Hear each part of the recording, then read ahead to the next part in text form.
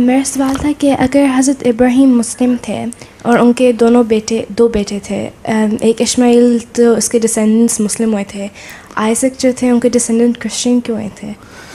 सवाल है कि हर मुसलमान क्या है, मुसलमान का मतलब क्या है? हर जो नबी होता है वो मुसलमान होता है, था पहले भी, उसके मानने वाले मुसलमान ही थे। हज़रत इब्राहीम को भी अल्लाह ताला ने ये फरमाया कि अल्लाह ताला ने पहले से नाम मुसलमान रखा हुआ है। सिर्फ उनका ही नहीं बल्कि हर जो मुसलमान का मतलब है फरमाबरदारी करना, अल्लाह ताला के हुक्मों को मानना।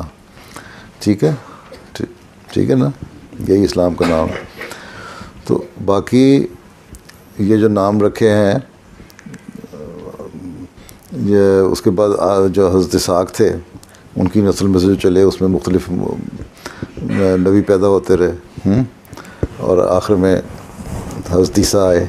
ठीक है, मूसा की शरीयत को लेके। ठीक है, तो क्रिश्चियंस तो इसलिए कहलाते हैं कि हज़रत ईसा को मानने वाले हैं, ईसाई कहलाते हैं, नसारा हैं। हज़रत इसहाक़ के जो उससे पहले ईसाइयों से पहले हैं वो यहूदी कहलाते हैं, ज्यूज़ हैं। तो फिर ये को नहीं कहती, सिर्फ मुसलमान थे हज़रत इब्राहीम, तो फिर यहूदी को कहलाते हैं, क्रिश्चियन को कहलाते हैं। सिर्फ क्रिश्चियन नहीं कहलाते बल्कि यहूदी भी कहलाते हैं। उससे पहले जो नबियों के मानने वाले थे वो उनकी कौम के कहलाते थे लोग।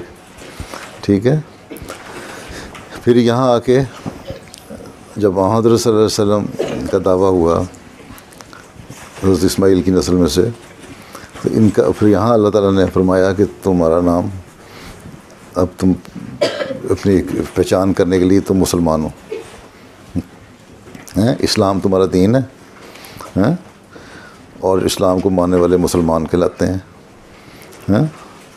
हमारे दीन का नाम इस्लाम रखा, पहले दिनों का ना